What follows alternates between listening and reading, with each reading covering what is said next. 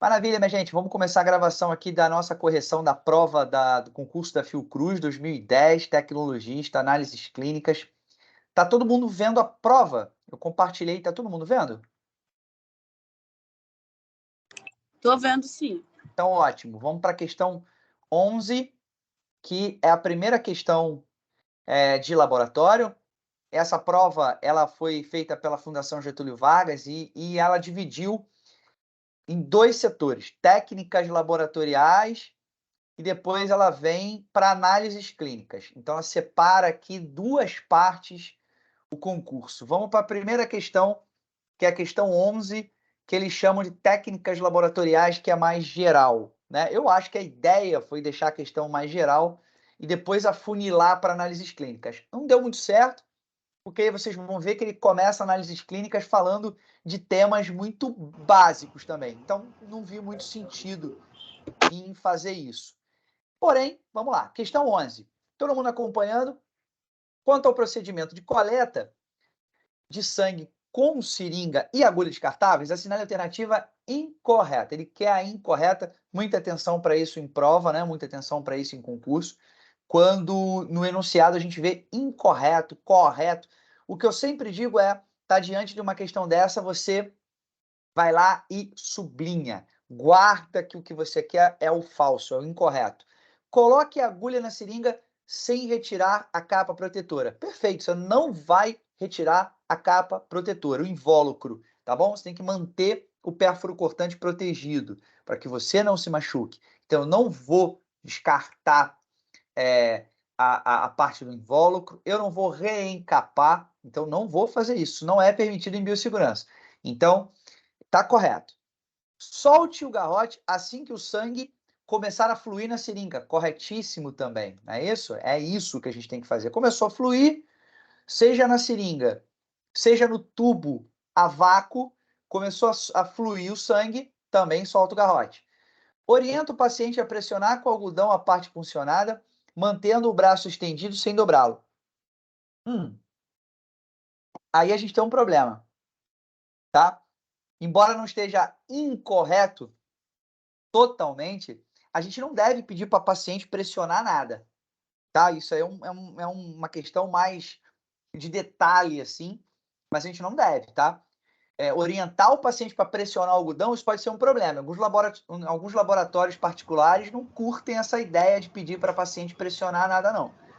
Porém, existe uma mais errada do que essa, tá? Mais incorreta do que essa. Então, tudo bem. Manteve o braço estendido, disse que não é para dobrar, perfeito, não pode dobrar mesmo.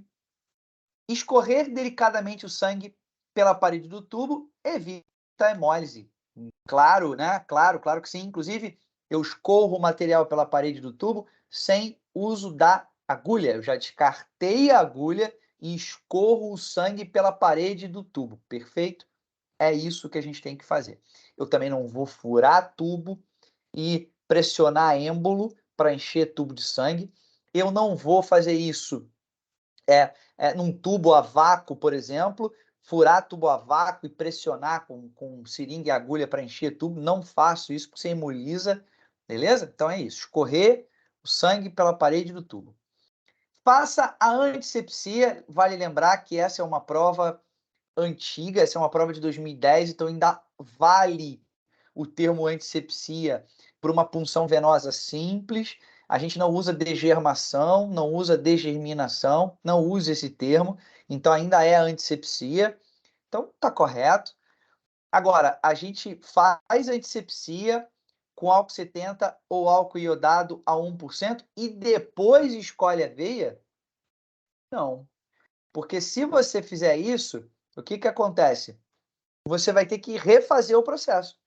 Então, se você fizer a degerminação, antisepsia e botar o dedo, você vai ter que depois repetir o processo, né? A não ser que a tua luva seja estéril, e não foi isso que foi colocado, né? Não está dito isso na questão. Então, subentende-se que é uma luva de procedimento. Então, essa é a opção, essa é a incorreta, tá bom? Beleza, gente? Todo mundo acompanhando? Tranquilo? Acompanhando. Beleza. Então, vamos lá. Vamos para a próxima questão. Próxima questão, questão 12. Quanto ao descarte de agulhas, seringas, algodão e coágulos. Olha que coisa linda. Ele bota todo mundo no mesmo bojo. Só que depois ele fala de pérfuro cortante. Nas opções, ele só cita pérfuro cortante. Mas no enunciado ele bota algodão, coágulo. Gente, algodão, coágulo e seringa não pode estar no mesmo bojo que a agulha, que é pérfuro cortante. Algodão não é pérfuro cortante. Algodão eu não descarto em caixa coletora de pérfuro cortante. Não, mas ele coloca todo mundo junto. Então, essa questão por si só já está muito mal formulada, já deveria ser anulada de cara, porque ela está muito mal formulada. Vamos ver as opções. Todos os objetos pérfuro cortantes devem ser descartados em um recipiente de boca larga? Sim. Correto. Um recipiente de boca larga. Tá? Só que ele quer o incorreto. Ah, um detalhe que eu esqueci de comentar com vocês é que o que eu vou fazer, o que nós vamos fazer aqui, gente, é react. É como se fosse na internet. Eu estou reagindo à prova junto com vocês. Eu não corrigi essa prova previamente, tá? Me deu a louca aqui. Eu falei, vamos corrigir com os alunos? Vamos corrigir? Vamos. É isso. Eu não preparei correção, não, tá? Vocês viram que não tem gabarito disponível e eu estou reagindo com vocês. Eu estou corrigindo com vocês, perfeito? Então, depois... Ih, Rodrigo, eu acho que naquela questão revendo lá, dá uma olhadinha. Acho que talvez o gabarito talvez não seja esse, porque eu dei uma lida. Não tem problema, gente. Pode acontecer, tá? Tranquilo. Pode acontecer isso. Muito bem. Vamos lá. Todos os objetos pérfuro cortantes devem ser descartados em um recipiente contendo hipoclorito a 2%. Né? Deve ser descartados em recipiente contendo hipoclorito de sódio a 2%. E aí, vocês acham que essa concentração está correta? A concentração adequada para a gente utilizar em material pérfuro cortante, em material contaminado de uma maneira geral, é o hipoclorito de sódio a 1% e não a 2%, tá? Então, o a 1% ali está com uma concentração inadequada do usual. Não é o usual, tá? Todos os objetos pérfuro cortantes devem ficar em imersão por no mínimo 1 hora, tá? Por enquanto, a opção incorreta aqui é a B. Todos os objetos pérfuro cortantes devem ficar em imersão total por 1 hora no mínimo. Sim. Sim. Todos os objetos pérfuro cortantes devem ser autoclavados mesmo depois de imersos no hipoclorito. Idealmente. Isso é o ideal. Nem sempre a gente consegue. Nem sempre também na prática a gente deixa submerso em hipoclorito. Mas o ideal, né? Muitas vezes a gente autoclava direto. As caixas de pérfuro cortante já são levadas para autoclavação diretamente. Nem passa pela fase do hipoclorito, da descontaminação, mas deveria. Mas todos os objetos devem ser autoclavados mesmo depois. Sim, esse é o ideal, tá? Todos os objetos pérfuro cortantes devem ser descartados em um recipiente com tampa. Sim, um recipiente com tampa. Perfeito. Para que não se percam, para que não se espalhem. Então, a incorreta aqui é a concentração do hipoclorito, que o adequado seria a 1% e não a 2%. Tá bom? Muito bem. Então, questão 13. Quanto à biossegurança, analise as afirmativas abaixo. A inativação do soro em banho-maria a 56 graus por 30 minutos elimina o potencial infectante da amostra. Não. A inativação do soro a 56 não é feito para inativar potencial infectante. Ele é, na verdade, utilizado em prova lítica, quando você quer inativar complemento, quando você quer inativar proteína, não quando você quer inativar micro-organismo. Até porque a gente sabe que tem micro-organismo que resiste a até temperatura superior à fervura, a 100 graus. Então, que dirá 56? Então, tá fora. Pipetagem, e quer as afirmativas corretas, tá? Que é a correta. Pipetagem e abertura de ampola podem gerar aerossóis. Sim. Correto. Abrir uma ampola e uma pipetagem mal realizada pode gerar aerossol, micropartículas infectantes, que podem ser inaladas. Perfeito. que podem entrar em contato com a conjuntiva, pode ter uma contaminação por via ocular. O reencapamento de agulhas apenas... Não tem apenas. Correto? Não tem apenas. Reencapamento de agulha não tem apenas. Simplesmente não é permitido e ponto final. Tá? Então não tem conversa na prova. Não tem. A única que está correta aqui é a 2. Opção B. Não tem nem o que conversar, tá? 14 agora, quanto aos principais símbolos internacionais associados aos riscos em laboratórios, o símbolo de uma caveira com ossos cruzados significa o quê? Tóxico, né? Risco biológico é aquele símbolo que a gente conhece das objetivas, né? Aquele símbolo que a gente conhece de 3 objetivas com o revólver, né? Que mexe as objetivas, aquele é o símbolo do risco biológico.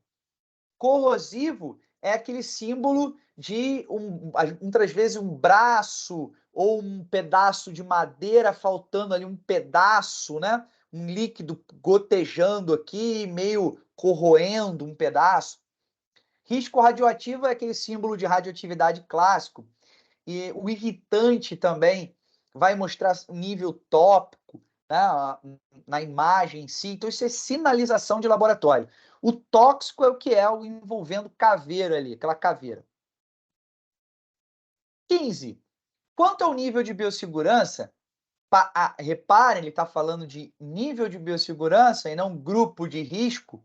A gente sabe que está atrelado o grupo de risco ao nível de biossegurança, né? Porque o nível de biossegurança é o nível de contenção laboratorial necessária para se trabalhar com aquele micro-organismo, né?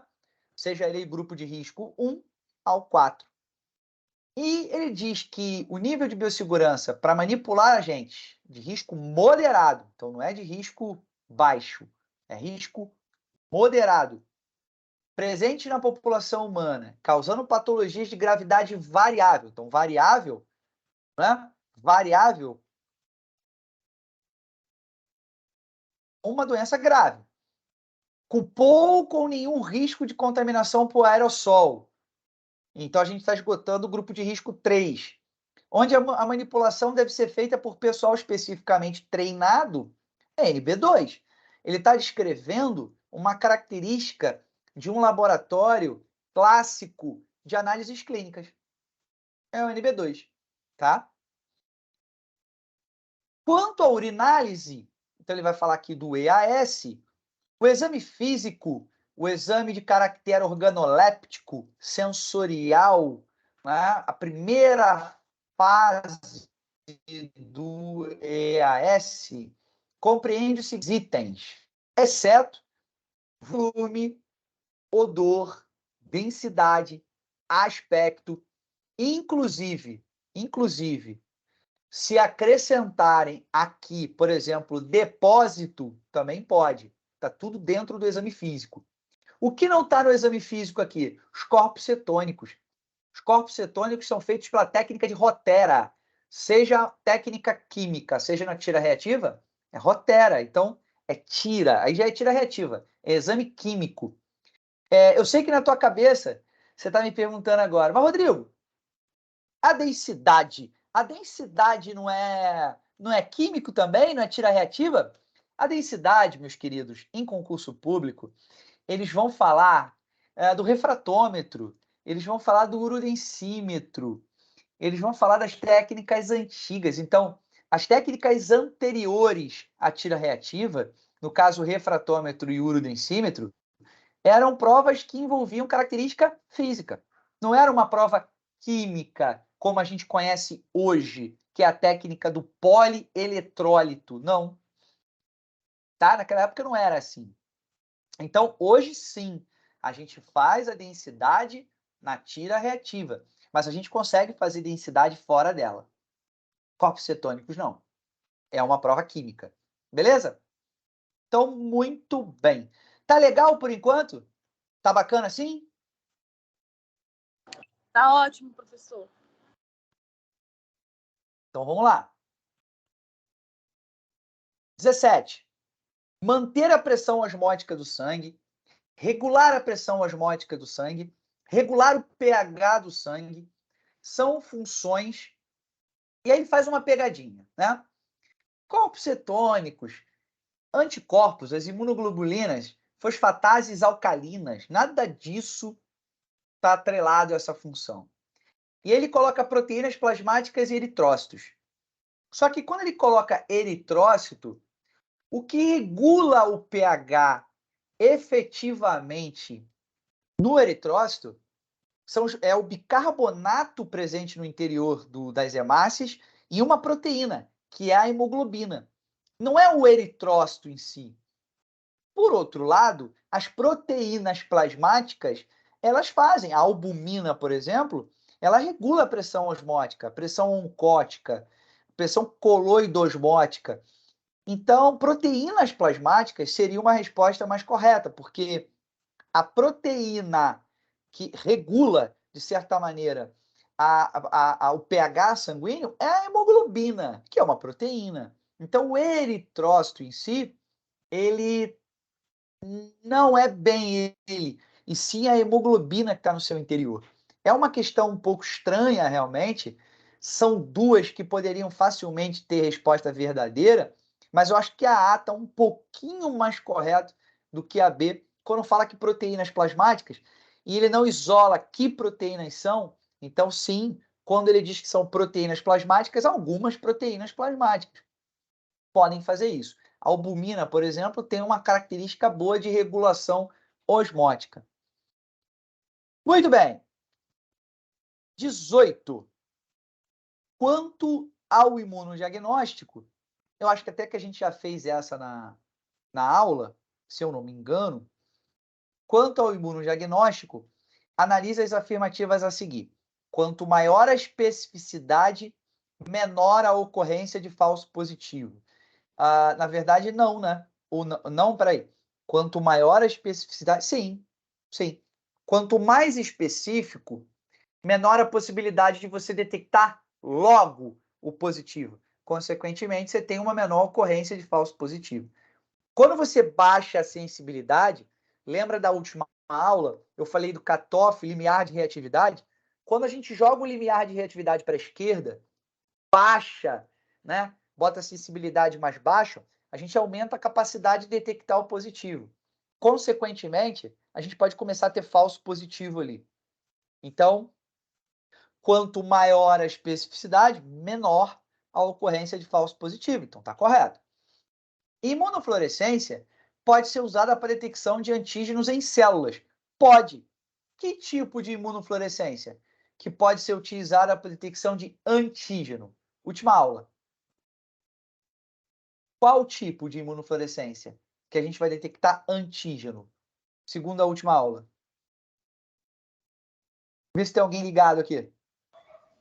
Direta.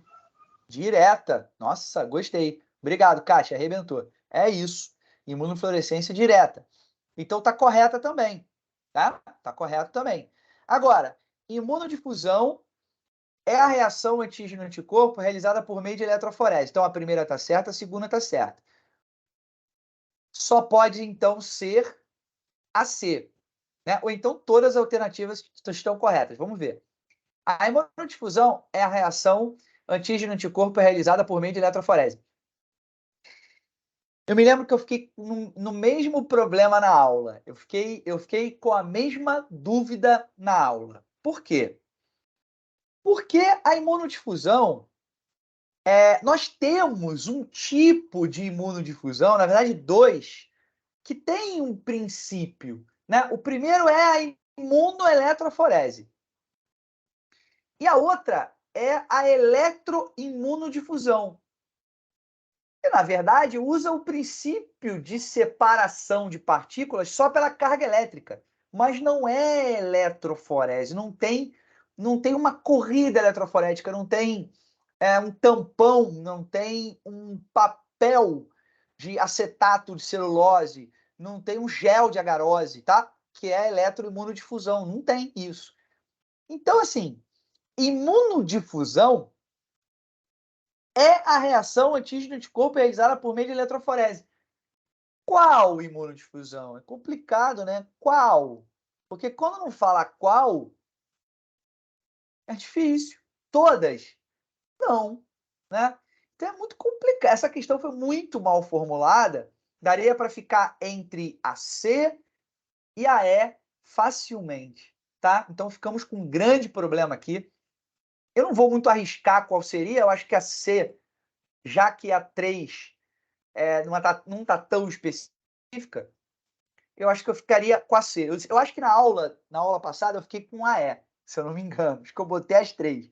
Mas eu revendo aqui, a terceira tinha que ser mais específica. Tá muito abrangente, tá? Todo mundo concorda? Tá entendendo o que eu tô falando? Porque imunodifusão que envolve eletroforese é um tipo. E quando ele diz imunodifusão é a reação que é realizada por meio de eletroforese, não são todas. Entendeu? Dois tipos só que tem essa característica. Entendeu, gente?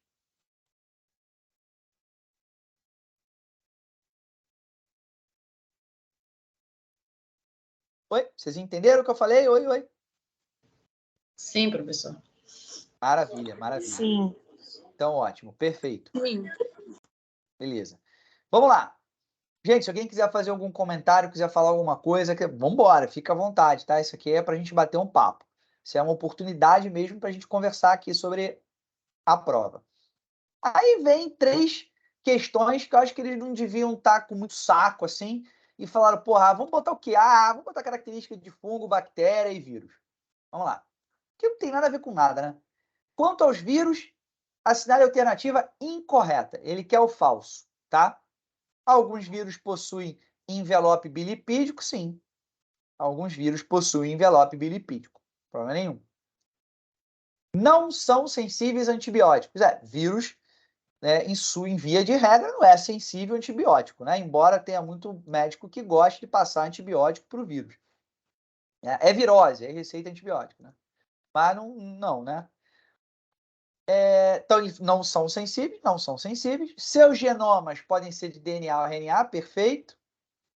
Seu genoma pode ser na forma de fita simples ou fita dupla, perfeito. Tranquilo, tudo característica de vírus. Agora, seu metabolismo depende do ATP celular, depende da maquinaria do núcleo, e não especificamente do ATP, né, celular. Então eu votaria nessa como sendo incorreto. Quanto às bactérias, assinale a alternativa correta. Você vê que desgraçado, né? Ele jogou incorreto no vírus, agora ele quer o correto na bactéria. Olha que desgraçado. Algumas são multicelulares. São organismos eucariontes. Aí pronto, acho que agora. Bom, são organismos eucariontes, ele quer o correto, né? Então tá incorreto. As denominadas cocos são em forma de bastonete, também está incorreto. B está incorreto, C está incorreto. D, as autotróficas obtêm moléculas de carbono apenas do dióxido de carbono. Os estreptococos são agregados em forma de cacho. Estreptococos em formato de cacho está errado. B, C e E totalmente errada. Algumas são multicelulares. Bactérias são multicelulares? Não, né? As são cocos. As autotróficas obtêm moléculas de carbono apenas do dióxido de carbono? Não. E aí, a D acho que está bem errada, né? A D, se eu não me engano, está bem errada. As autotróficas, elas obtêm moléculas de carbono apenas do dióxido de carbono? Não. Não necessariamente. Então, não, eu acho que não. Algumas são multicelulares, algumas bactérias são multicelulares. Não são multicelulares, são unicelulares, né? Bactérias multicelulares não são unicelulares.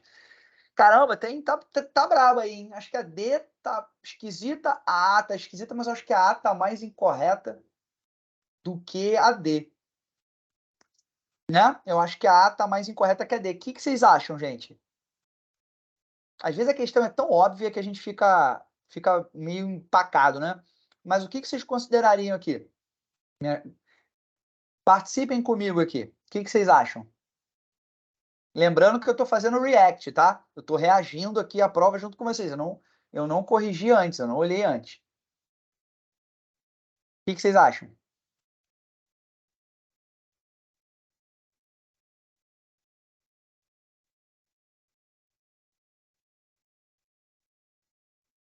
Nada? Não acham nada? Tem uma opinião, só uma opinião. Só uma opinião. O que vocês acham? Não acham nada?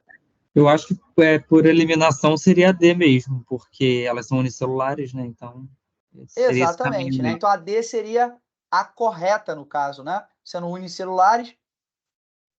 Então vamos julgar que a gente pode considerar ainda a D como correta? Né? Já que as bactérias são unicelulares, eles colocaram que algumas são multicelulares, né? Então vamos considerar a como sendo incorreta e aí vamos considerar a D como correta, perfeito? É isso? Eu acho que a D, eu acho que o que está confundindo a gente é o apenas, né? Mas se você for pensar que ele está falando que obtém as moléculas de carbono, Isso. seria Isso, realmente mas apenas, né? e a primeira ele já está dizendo que algumas bactérias são multicelulares, aí também E não complicou um pouco, né? Então vamos ficar na D realmente como sendo ainda a correta, porque eu acho que a D está um pouquinho melhor ainda do que a A. Então vamos ficar na D, por eliminação. Quanto aos fungos, agora os fungos, assinale a alternativa. Aí ele agora quer incorreta de novo, só para a gente ficar no correto e incorreto. Agora ele quer incorreto, que é o falso. Crescem como células tubulares, denominadas hifas. Sim. São organismos eucariontes? Sim. Inclui as leveduras? Sim. Possuem quitina em suas paredes celulares? Sim. São organismos autotróficos, heterotróficos, na verdade, né? Então, vamos votar no E ali, 21. Muito bem. 22. Aí vocês vão me ajudar mesmo, porque essa questão de plasmídio aí é estranho. Vamos lá. Plasmídio é um vetor de expressão. Plasmídio pode ser colocado dentro de uma célula por transfecção. Plasmídio pode ser levado para dentro de uma célula por um vírus. 3. Sim. Plasmídio é um vetor de expressão. Plasmídio pode ser colocado dentro de uma célula por transfecção. Eu votaria na opção D, 2 e 3. Acho que Raul tem mais experiência, de repente, com plasmídio aqui, pode me dar uma luz aqui. Porque essa aqui é uma questão um pouquinho mais fora de análises clínicas, né? Então, de repente, se alguém puder me dar uma ajuda aqui, vai ficar melhor. Mas eu votaria na opção D, mas se alguém tiver uma ideia diferente, pode falar aqui. Mas eu acredito que o mais correto aqui seria a opção 2 e 3 como corretas ali, e o plasmídio como um vetor de expressão, acho que não. Agora, não sei. Realmente essa eu vou deixar em aberto aqui, e aí fiquem à vontade aqui, porque realmente não é uma questão muito da seara de análises clínicas. Então, não sei. Eu ficaria com D, eu votaria na D, tá? Mas, repito, não é a minha especialidade, então não, né? É uma questão de microbiologia muito específica agora, aí ficaria de fora para mim. Mas eu votaria na D, tá? Essa bem tranquila, mole, um método de biologia molecular que serve para verificar DNA. Vamos para o macete. Eu falei até isso na aula passada. Western, proteína. Northern, RNA. E Southern, blot, o blotting, no caso, é DNA. Então, como ele quer DNA ali, seria o Southern blotting, tá bom? Southern blotting. O Northern blotting seria o RNA e o Western blotting seria a proteína, tá? Detecção de proteína. Então, mole. Mole. B. Questão 24. Fala de boas práticas de laboratório, que é a incorreta. É importante ter uma área separada apenas para recebimento de amostra. Claro, né? Então, isso é correto.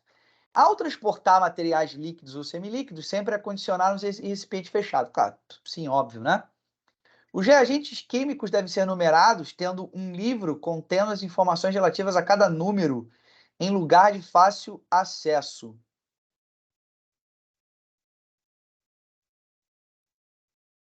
É meio estranho, né? Mas vamos lá, vamos ver as outras. Uma unidade de garantia da qualidade deve ser nomeada somente pela gerência do laboratório. Vamos ver a última. Cadernos na bancada não é permitido. Sim, não é permitido caderno na bancada técnica.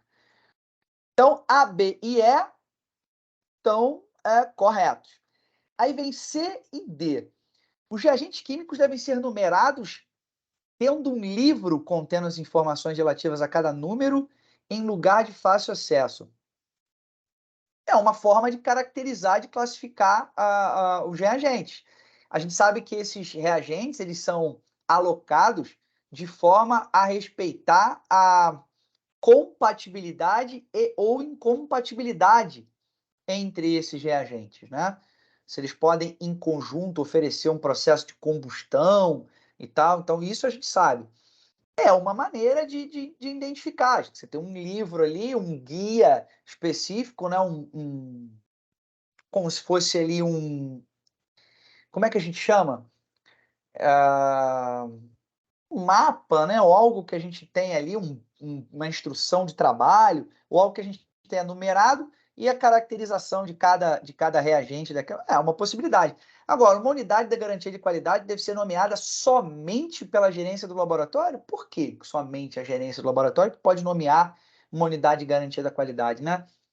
Em qualidade, a gente trabalha muito com a questão de que todos são responsáveis e todos estão unidos nesse processo. Então, quando a gente encabeça um indivíduo para que só ele possa nomear, não, né? Isso não está correto. Então, vamos dizer que a D é a incorreta aqui.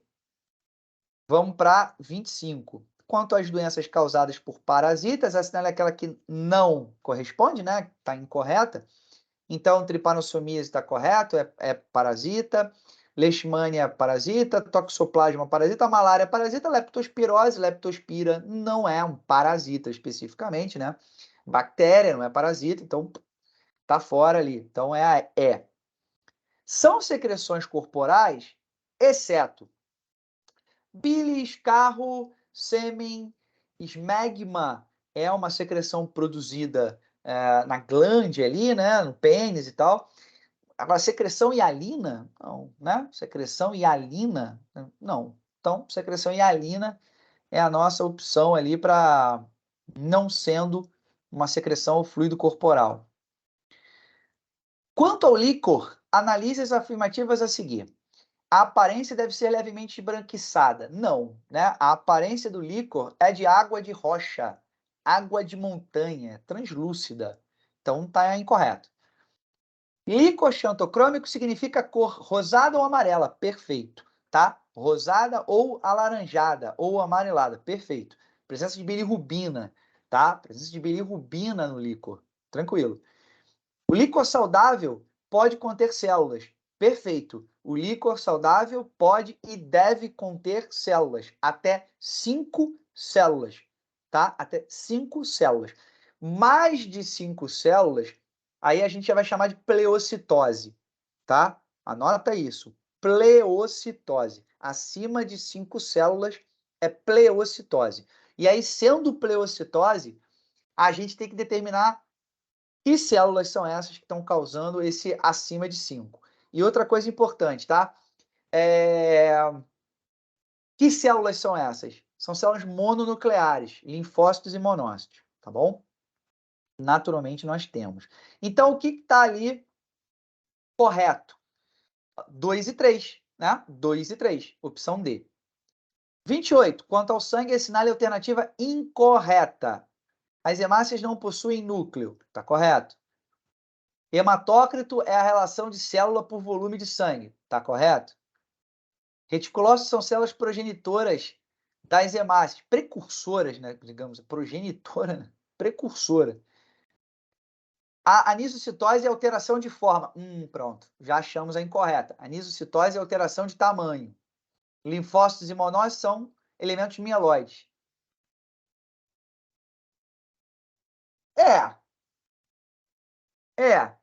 Da linhagem mieloide? Não, linfócito não. É da linhagem linfóide. Mas são elementos que podem ser produzidos na medula? Podem. Podem, tá? E anisocitose é alteração de forma? Não. Alteração de forma é poiquilocitose, não é anisocitose. Então só pode ser B. São lipídios plasmáticos, exceto. Quem não é lipídio aí? A TGP, né? A ALT. Alanina aminotransferase, que é uma enzima hepática. É uma enzima presente também no rim, presente nos pulmões, mas em grande parte no fígado, tá? Uma enzima hepática. Com relação à urinálise, a análise dos sedimentos pelo microscópio pode evidenciar os seguintes itens, exceto, o que a gente não pode ver no microscópio no EAS? A gente não pode ver vírus. Cristais, muco, bactéria, leucócito, tudo isso a gente vê no microscópio óptico, normal, né, de laboratório, que a gente não pode ver vírus, tá? Então, eu exceto vírus. Agora, a parte de análises clínicas. Questão 31, com relação... Aí vem... análises clínicas, com relação ao transporte de solutos e solvente na célula. O que isso tem a ver com análises clínicas? Nada, né, cara? Os caras viajaram aqui. Difusão e osmose são transportes ativos. Não, necessariamente, né? Osmose não, mas difusão, a gente tem a difusão facilitada e tem a difusão ativa. Né? Passiva e ativa. Então, também difusão também tem transporte passivo. Então, não está errado. Na difusão, o soluto passa da solução hipertônica para a hipotônica. Isso, do meio mais concentrado para o meio menos concentrado. Está correto. Então, a 2 está certo. Na osmose, o solvente vai do meio de menor... Não. Do meio de menor concentração para o de maior concentração? Não. Então, só 2. Né? Só 2. Só 2 correta. Mas repito, né? Que pergunta tem a ver com análises clínicas ali? Absolutamente nada, né? Não tem uma relação direta. Subentende-se que ele vai fazer pergunta específica de laboratório, não é, né? Quanto aos principais grupos de tecidos, e para quem está pensando, caramba, o Rodrigo fez essa prova e não está lembrando, gente, eu fiz em 2010, né? Pô, dá um desconto, né? 2010, a gente está em 2023. Pô, fala sério, são 13 anos aí, eu não lembro mais, mano. Não lembro mesmo. Eu não peguei essa prova depois mais. Quanto aos principais grupos de tecidos, assinale a alternativa correta. Então, vamos lá. Quais são os principais grupos de tecido? Tecido... Que perguntinha ridícula, né, cara? Escrota, né? Tecido endócrino. Não, sistema endócrino, né? Tecido endócrino, sistema endócrino. Tecido muscular, tecido nervoso, tecido cardiovascular, sistema cardiovascular. Então, ele mistura sistema com tecido, né?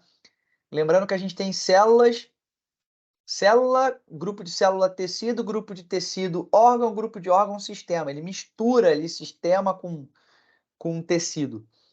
Aí, tecido epitelial, tecido muscular, sistema, tecido muscular, tecido conjuntivo, tecido nervoso. Tá melhorzinho. Tecido epitelial, tecido glandular, tecido nervoso, tecido ósseo. Tecido glandular, tá estranho, né? Tecido tegumentar, tecido cardiovascular, não. Epitelial, cardiovascular, não. Tecido muscular, tecido conjuntivo. Gente, eu particularmente acho que o correto aqui, eu fiquei no B. Epitelial, muscular, conjuntivo, nervoso. Eu acho. Se alguém achar diferente aí, por favor, se manifeste. Mas eu acho que B, né? Eu não vejo muito... Bom, minha opinião, eu acho que seria B aqui, tá? Repito, essas questões que são fora do eixo de análises clínicas, aí vamos conversar junto aqui, porque realmente aí fica mais complicado. Com relação às enzimas, assinale a alternativa incorreta. Incorreta. As isomerases e óxido-redutases são classes de enzimas. São classes de enzimas, perfeito. Uma enzima não deve ser consumida ao participar de uma catálise. Mas ela pode ser, né? Então, não deve ser, ou não deve, mas ela pode ser. A cinética enzimática é o estudo da temperatura das reações enzimáticas. Cinética enzimática é o estudo da velocidade das reações enzimáticas. A cavidade da enzima de ligação, a cavidade na enzima de ligação ao substrato é o sítio ativo. É o sítio ativo. As inibições das reações enzimáticas podem ser reversíveis e irreversíveis. Podem ser reversíveis e irreversíveis. Então, assim, eu vou... Acho que a B não, a cinética enzimática do estudo da temperatura, não, do movimento, da velocidade. Então, eu vou botar na C, tá? A C, para mim, é que está mais errada aqui. Beleza? Então, C é a mais errada aqui. Quanto ao sistema digestivo aí, lembrando que ele tinha falado análises clínicas, quanto ao sistema digestivo, digestório agora, né? Todas as alternativas estão corretas, exceto a maioria dos nutrientes são absorvidos pela mucosa do intestino delgado, perfeito. O intestino grosso tem um importante trabalho na absorção de água, perfeito. O pâncreas é uma glândula digestiva que secreta bile. Não. O fígado. O fígado acaba produzindo a bile, que é acoplada, armazenada na vesícula biliar. Então, não é o pâncreas. O fígado armazena glicogênio, sim. Alguns sais podem ser diretamente absorvidos no estômago, sim. Então, o pâncreas é uma glândula digestiva que secreta bile? Não. Então, aqui é C. 34C. 35. Todas são importantes na avaliação das funções hepáticas, exceto quem não é importante na avaliação da função hepática. A amilase aqui, dentre as outras, tá? Dentre as outras. A lipase acaba tendo uma correlação melhor do que a amilase, mas em comparação com todas as outras, porque aminotransferases, a ALT e a ST, né? TGP e TGO, respectivamente, são enzimas associadas à agressão, à lesão hepática. Bilirrubina, marcador de secreção. Perfeito. Fosfatase alcalina, indicador de colestase, função hepática. E atividade protrombina, o TAP, é um marcador de função hepática importante, tá bom? Então, sobrou a amilase. D. 36. Quanto à importância para avaliar a função renal, sinalizando dano aos néfrons, assinale a alternativa correta. Então, quanto à importância para avaliar a função renal sinalizando dano, quem que seria o ideal ali? Então, vamos lá. Para avaliar dano aqui, creatinina seria o ideal. E lembrando que o principal elemento aqui de detecção da função renal é a depuração da creatinina, tá? É o principal marcador para avaliação da função renal. É a depuração da creatinina. Homocisteína é processo inflamatório, infarto agudo do miocárdio, avaliação da vitamina B12, troponina e mioglobina, infarto agudo do miocárdio, fosfatase alcalina, ela pode ser avaliação do metabolismo ósseo, do metabolismo hepático, tá? Então, vou ficar com a creatinina. Analise as afirmativas a seguir. Quando há uma elevação na concentração de LDL em proporção a HDL, as chances de desenvolver aterosclerose são muito reduzidas. Não, são elevadas. No diagnóstico de dislipidemia, são medidos níveis plasmáticos de colesterol, total LDL, HDL e triglicerídeo, certo? Dislipidemia é a presença de níveis elevados de lipídios no sangue. Não, não. Dislipidemia é a alteração no metabolismo lipídico, seja hiperlipidemia, seja hipolipidemia. Tá bom? Dislipidemia não é alteração para cima, é alteração para cima ou para baixo. Lembrando que a gente tem síndrome de Tangier, no qual eu tenho diminuição acentuada de HDL. Então, tá errado isso, tá? Então, só 2. 38 a gente discutiu em sala, né?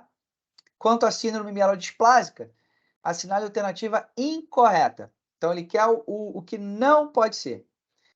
A classificação da síndrome é baseada na utilização de um microscópio. A anemia pode ser indicativo da síndrome. A anemia pode ser indicativo da síndrome. Células de medula óssea apresentam normalidade morfológica, pode acontecer. É caracterizada por uma pancitopenia, é caracterizada por uma pancitopenia. A diminuição de plaqueta é raramente observada e pegou, né? E a classificação da síndrome é baseada. É baseada? É exclusivamente? Não. Não. Ele não disse se é exclusivamente. Então, é baseada? É. Pode ser também, né? A diminuição de plaquetas é raramente, não é raramente observada. Então, 38 é. 39. Uma elevação muito acentuada de leucócitos, a gente também falou dela em aula, significa, pode ser reação leucemoide, né? Pode ser reação leucemoide, tá bom? Discutimos isso. A avaliação da hemostasia envolve os seguintes itens: exceto, né, o que a gente não trabalha. Dosagem de hemoglobina, para avaliar a coagulação, para avaliar a hemostasia primária e secundária, para avaliar a fibrinólise, não tem dosagem de hemoglobina. Dosagem de fibrinogênio, tempo de trombina, avaliação plaquetária e TAP, tempo de protrombina, a gente usa. Dosagem de hemoglobina, não. Quanto ao diagnóstico diferencial das anemias, analisa as afirmativas. O hematócrito pode variar de acordo com o volume plasmático. O hematócrito pode variar de acordo com o volume plasmático. Pode, ele pode estar falsamente baixo se eu tiver um volume plasmático maior e falsamente elevado se eu tiver um volume plasmático baixo. Pode. A dosagem de ferritina é importante no diagnóstico diferencial da anemia? É importante. Então, 1 e 2, correto. A eritropoetina pode ser reduzida por insuficiência da glândula pituitária. Não.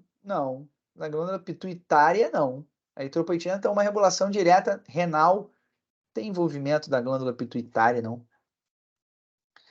Então, 2, tá? 1 e 2. 1 e 2, opção C. Quanto à imunohematologia eritrocitária, assinale a afirmativa incorreta, que é o falso. Os sistemas de grupo sanguíneo são caracterizados pela presença ou ausência de antígenos na membrana eritrocitária. É isso aí. Os antígenos eritrocitários são estabelecidos após o nascimento, nos primeiros anos de vida do adulto. Isso. Os testes de hemaglutinação têm eficiência diminuída quando há presença de hemácias do doador ainda circulante no receptor. É possível. Os testes de hemaglutinação detectam o produto do gene e a genotipagem molecular detecta a sequência de DNA. Não, tá meio maluquinho isso. Os polimorfismos de grupo sanguíneo originam-se de mutações de ponto, recombinações genéticas, deleções e inserções. Perfeito. Então, correto aqui é D, né? Não tem muita relação, não. No diagnóstico das micoses, assinale a alternativa incorreta. Deve-se fazer a asepsia, lembrando que isso é 2010, tá? Então ele fala asepsia local. Não, né? A asepsia é a superfície inanimada. Seria antisepsia aqui, mas repito, isso é 2010. No diagnóstico das micoses, a sinal alternativa é incorreta. Então vamos lá, vamos para o falso. Deve-se fazer a antisepsia local, externa, com pomada antifúngica. Como assim? Você quer uma pomada antifúngica antes de coletar amostras de vesícula? Não, né? Mas vamos ver as outras. Cabelos com nódulos aderidos podem ser utilizados. Com certeza. Inclusive, tem que, como eu disse na aula de coleta, por arrancamento, tirar o pelo, incluindo o bulbo. Certinho. Se tiver nódulo, vem o nódulo junto. O diagnóstico fúngico envolve exame microscópico. Claro. No caso de micose de unha, pode-se fazer raspagem com lâmina de vidro. Pode. A visualização da quantidade mínima de estruturas fúngicas indica a positividade no diagnóstico. É isso. Certo. Então, a A, não, né? A A tá maluca. 43. Quanto ao isolamento e identificação de bactérias, assinale a alternativa incorreta. Vamos para o falso. As colônias podem ser visualizadas com incubação de 1 ou vários dias. Depende do tipo de bactéria. A textura e a forma são importantes na identificação bacteriana. A textura e a forma da colônia ou a forma da bactéria, sim. Sim, mas vamos segurar essa aí. A cor e o tamanho da colônia são importantes na identificação, sem dúvida. Algumas bactérias podem causar lise de eritrócitos, claro, os beta-hemolíticos, né? E essa lise pode ser completa, beta-hemólise, pode ser parcial, alfa-hemólise, claro. Todas as bactérias podem ser crescidas em laboratório desde que se saiba a composição do meio. Aí a gente ficou com uma situação difícil, porque todas as bactérias podem ser crescidas em laboratório? Não. Treponema pallidum, não, né? O Treponema pallidum é um espiroqueta, é uma bactéria e não cresce em cultura. Então, não. Todas não. Então, incorreto. É a E. 45. Quanto à coloração de grã, assinale a alternativa correta. Após o procedimento, observa-se a coloração de colônias e não bactérias individuais. Não, né? A gente não faz coloração de colônia ali. O primeiro passo é fixação com álcool. Não. O primeiro passo não é fixação com álcool. O primeiro passo, lembra do Vilulu, né? Vilulu ali fumando? Então, Vilulu é o cristal violeta. A primeira coisa que a gente vai fazer é usar o cristal violeta. A gente vai usar o cristal violeta para corar. O cristal violeta é um corante. Então, não é fixação com álcool 95, né? A fixação vem depois, em seguida, quando a gente vai usar a Vilulu, o Lugol associado ao álcool, tá? O Lugol, que é o mordente. Não é agora. Não é o primeiro passo. Primeiro cora-se com safranina, depois com cristal violeta. Não. Primeiro cora-se com cristal violeta e você contracora com a safranina ou fucsina de Zil no final. As bactérias gram-positivas se coram em rosa? Não. Não. O Lugol estabiliza a coloração com cristal violeta? Isso. O Lugol, ele tem a ação de mordente, que é de fixar, né? Que é de aderir melhor o cristal violeta à parede da bactéria. Então, é isso. A alternativa correta é a E. 46, todas as alternativas verdadeiras são verdadeiras com relação ao diagnóstico parasitológico, exceto. Vamos lá. Tá legal por enquanto, gente? Tá bacana? Estamos indo bem? Tá bem, tá legal. Então, show. Vamos embora. Tá A técnica... Oi? Bacana? Tá legal? Então, vamos. A técnica de Willis utiliza a solução saturada de cloreto de sódio. Isso. A técnica de Willis evidencia ovos de omintos. Vamos segurar aí, porque pode ser. A sedimentação e flutuação são técnicas de concentração. São. MIF não contém mercúrio. SAF contém mercúrio. Não. Não. MIF não contém mercúrio. Mertiolato, né? Não, mercúrio, cromo, iodo, formol. Né? É AD por enquanto, hein? No método centrifugo sedimentação, o material utiliza fixador. Centrifugo sedimentação, sim, a gente usa um fixador. No método de centrifugo sedimentação, o material utiliza fixador? Não necessariamente utiliza fixador. Não necessariamente. Não necessariamente. Então, assim, essa também ficou estranho, hein? Vocês não acham? Ficou esquisito. Ficou esquisito essa. Também não acho aí, não. Não acho que seja legal, não. Agora, olha só. Quando ele fala que SAF contém mercúrio, SAF não contém mercúrio, né? O SAF é acetato de sódio, ácido acético e formol. Não tem mercúrio. SAF não tem mercúrio. Então, como essa não tem mercúrio, ele diz que SAF contém mercúrio, então a D está fora, tá? 47. Mas a E tá bem esquisita também. O material utiliza fixador? Não necessariamente. Quanto ao exame coprológico funcional, aquele do Calebafema que a gente falou, né, da avaliação do trato digestório, lembra da dieta? Calebafema, carne, leite, batata, feijão e manteiga? Analise as afirmativas. Avalia o aparelho digestivo como um todo, não somente o intestino. Isso, verdade. Consiste em análise macro e microscópica e de reações químicas. Perfeito. 2, certo. Então, 1 e 2, correto. Exige dieta especial de 2 dias. Exige dieta especial de 2 a 4 dias. tá? Então, tá correto.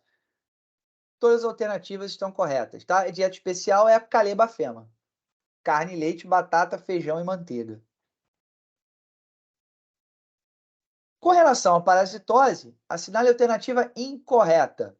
Então, ele quer o incorreto. Vamos lá, vamos devagar aqui. Esquistossomose é uma eumintose, né? Esquistossoma mansoni isso aí. Malária é uma protozoose, protozoário. Pediculose é uma ectoparasitose, tá correto.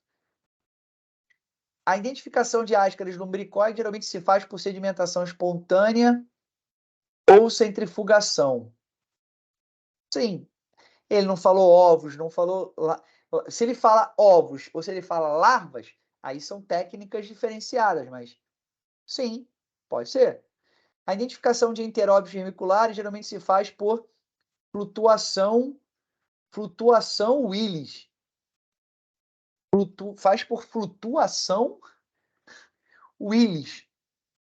Técnica de flutuação Willis. Complicou, hein? Flutuação Willis?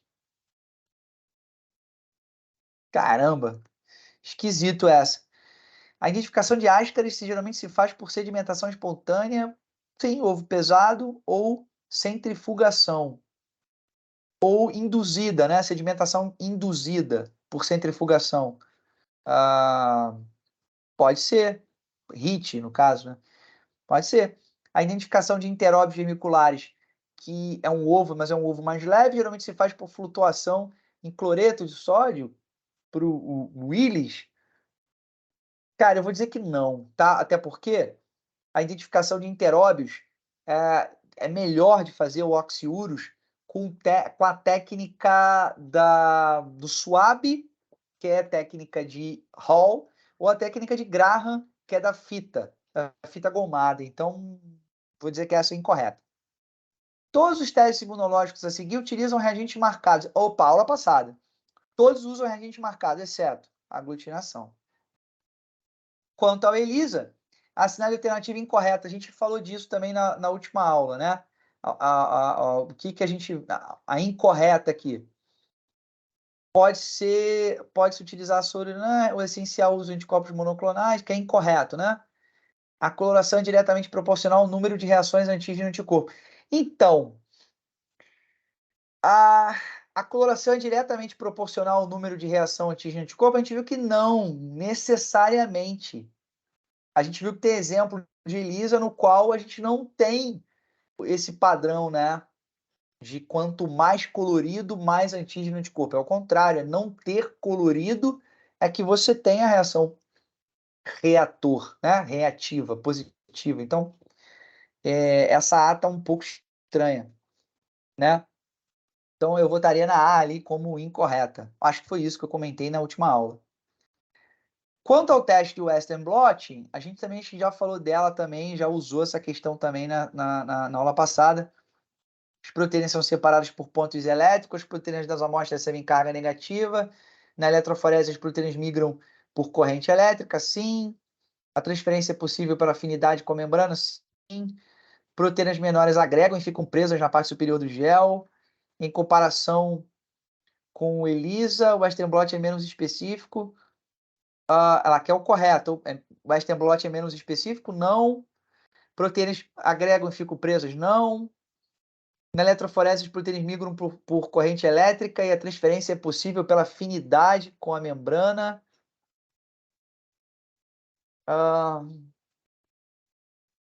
Vou votar que não também. As proteínas das amostras recebem carga negativa. Sim, recebem carga negativa. A migração do negativo para o positivo. As proteínas são para pontos. Vou votar na B aqui também como a opção correta. Tá? Recebem carga negativa, porque a corrida eletroforética é do negativo para o positivo. Quanto ao diagnóstico para tuberculose, que é a incorreta. Então, vamos para o incorreto. A cultura pelo método convencional pode demorar uma semana.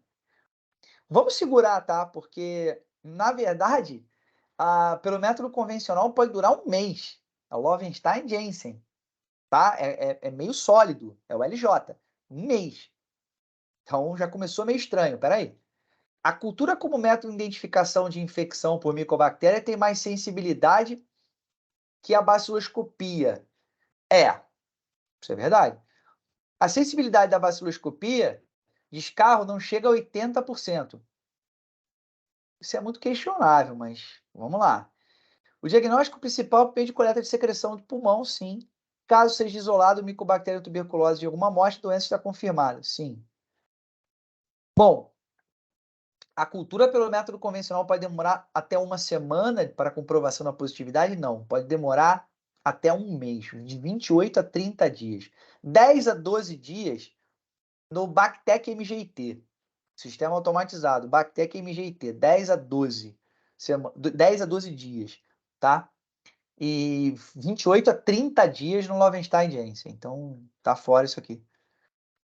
Quanto ao diagnóstico das meningites, analise as afirmativas. Para isolamento dos enterovírus, testa-se a amostra de líquor e fezes. Isso. Correto. Os diagnósticos de meningite por citomegalovírus pode ser feito por reação em cadeia de polimerase. Sim. Tá correto. O líquor das meningites bacterianas geralmente é mais turvo, possui células aumentadas e glicose diminuída. Correto. Todas estão corretas. Tá? Perfeito isso. Quanto ao perfil sorológico, que mais reflete a resposta de vacina contra o vírus de hepatite B, vacina, então vacina anti-HBS, tá? Tem que ter o anti-HBS positivo. Então vamos lá. HBsAg negativo, perfeito, tem que estar HBsAg negativo, tá? Senão é doença fase aguda. Então HBsAg negativo. Agora, C e E que tá HBsAg positivo, já acabou então, tirou. Só pode ser A, B e C. A opção A, anti-HBC negativo. Isso. Porque se anti-HBC tivesse positivo, isso reflete memória de infecção pregressa. A gente vai ver isso amanhã também. Vamos começar o dia amanhã falando disso. Então, é a A. HBsAg negativo, anti-HBC negativo e anti-HBS positivo. É a primeira, tá? A gente vai ver isso amanhã. Vamos começar falando disso. Depois a gente entra em bioquímica. Quanto à pesquisa sorológica para HIV, todas estão corretas, exceto na triagem inicial, procura-se anticorpos anti-HIV 1 e 2. Sim. Na triagem a triagem se faz pelo método de ELISA e um outro método de princípio e ou antígenos distintos. Vamos segurar essa. Os indeterminados precisam ser confirmados. Correto. As amostras de reagentes na triagem devem ser retestadas e não encaminhadas diretamente para testes confirmatórios. Bom, primeiro são retestadas, sim. Depois encaminhadas para comprobatório, que o comprobatório é o padrão ouro, que é o Western blot. No teste do Western blot, a positividade para qualquer proteína confirma o diagnóstico. Não, qualquer proteína não. Então, de 2 a 3 proteínas, tá? Então, essa B a gente vai considerar como ok, como sendo correta. E vamos deixar no teste do Western blot a positividade para qualquer proteína, não. Não é qualquer proteína, não. Tá? São de 2 a 3 proteínas. Até porque a gente pode ter uma presença de uma proteína, né, de positividade de detecção de uma proteína e não necessariamente isso ser por conta de uma proteína, não ser necessariamente por conta de uma infecção pelo vírus HIV, pode ser uma infecção cruzada, por exemplo, tá? Pode acontecer, não é impossível. 56. Quanto à pesquisa de anticorpos para hepatites virais, incorreta. IgM positivo anti-RAV indica infecção aguda ou convalescência por hepatite B. Convalescência é mais IgG, né? Porque o marcador para hepatite A é anti-RAV, que é o antivírus da hepatite A, IgG e IgM. Convalescência entra mais IgG, mas beleza, vamos lá. A pesquisa anti-HBC é importante pós-transfusão. A pesquisa HBsAg é importante pós-transfusão, né? Em primeiro lugar. Mas, vamos lá, segura aí. A pesquisa para hepatite A não é obrigatória em triagem, pois esta não cronifica. Está falando em relação ao quê? A transfusão sanguínea? Porque se for em relação à transfusão sanguínea, está correto, não é obrigatória. A pesquisa para hepatite A não é obrigatória em triagem, pois esta não cronifica. Cara, é esquisito, porque ele não está falando de doação, ele não está falando de transfusão. Se ele estivesse falando de transfusão, não é obrigatório mesmo, é hepatite B e C. Isso segundo a RDC, tá? Agora, a pesquisa de hepatite A não é obrigatória, entre aspas, porque a hepatite A não cronifica. A gente tem casos de hepatite A, é raríssimo, mas a gente tem casos de hepatite A fulminante. Como é que hepatite A a gente não faz sorologia, né? Não faz triagem? Como não faz triagem, né? Mas segura aí. HBsAg pode ser detectado tanto na fase aguda quanto na fase crônica da doença. Aí, porra, complicou. HBsAg não é detectado em fase crônica da doença. HBeAg tem pouca importância durante a fase crônica. Sim. HBsAg pode ser detectado tanto na fase aguda quanto crônica? Não. Então essa tá mais incorreta. Mas a hepatite A não é obrigatória em triagem. Triagem de quê? Triagem de bolsa de sangue? Triagem de doador? Aí tá correto. Eu vou julgar que ele tá falando disso, tá? Então, no caso ali, é a D, né? Tanto na aguda quanto na crônica, HBsAg é importante? Não. Com relação ao líquido pericárdico, analise as afirmativas. Microscopia é utilizada para detecção de fungos e bacilo de Koch. Perfeito. Cultura do líquido é utilizada para detecção de aeróbios e anaeróbios. Correto. Bioquímica é utilizada para averiguar glicose e adenosina deaminase. Não. Não.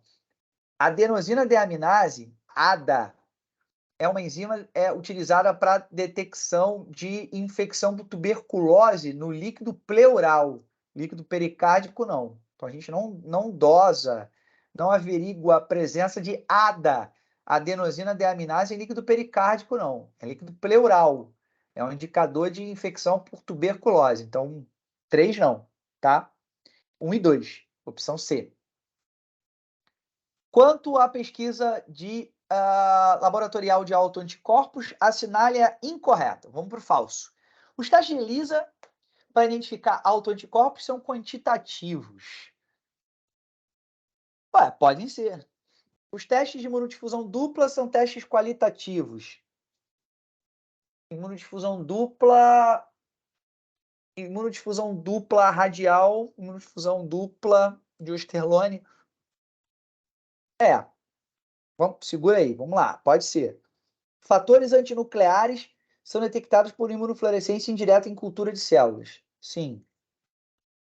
Na detecção de fatores antinucleares, o FAN, a detecção de fluorescência e determinação do título confirma a doença. Confirma a causa, Sim. FAN é o padrão ouro para o rastreamento de autoanticorpos. Fator antinuclear. Também. Bom, então vamos lá. DIE tá bacana. A tá bacana também.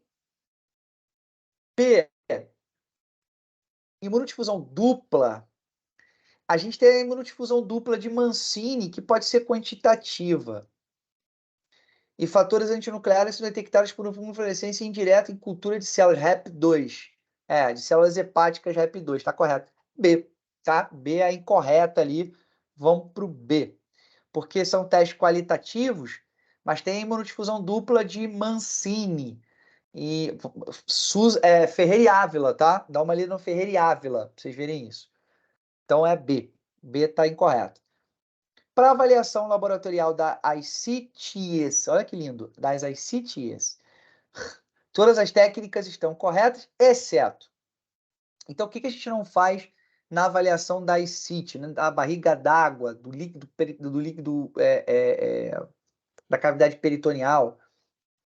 Vamos lá, o que a gente não faz? HBsAg, para detecção de hepatite B, faz. Bacterioscopia cultura IGRAM, faz, porque pode ser de origem bacteriana a ascite. A albumina é um elemento importante ser dosado. Contagem de células, a gente faz a contagem de célula no líquido ascítico, né? Contagem global. Então a proteína total não faz muito sentido, mas a albumina ela vai ser importante, porque algumas ascites são causadas por distúrbio hepático, o que causa ali uma diminuição da albumina no soro, tá? Então, vamos sim. Proteína total, não. Na urinálise, são componentes observados no sedimento urinário, exceto o que a gente não vê de novo, né? Vírus, né? De novo, é a segunda vez que ele fala de vírus que a gente não vê no sedimento urinário, não vê na microscopia. Que bobeira, né? Que questão imbecil. Então, muito bem. Protozoário, levedura, espermatozoide e bactéria, obviamente, a gente vê com frequência, inclusive. É isso, gente. Comentamos aqui, 1h e 16 minutos, a gente bateu a prova toda. É evidente que tem pontos ali de biologia geral e mais de fisiologia, que são aqueles pontos que a gente conversou naquele encontro anterior, que são pontos que vocês vão ter que estudar em livros específicos de biologia, de biomedicina, né? De farmácia, aqueles livros mais gerais da faculdade, e aí não tem como, né? Vocês vão ter que bater essa parte, mas eu particularmente não acredito que a Fiocruz, de novo, seja tão inespecífica. Eu acho que eles vão tender a ter uma relação mais específica, mais de análises clínicas com a prova, tá? Mesmo se a banca for a Fundação Getúlio Vargas, eu imagino que seja assim. Muito bem.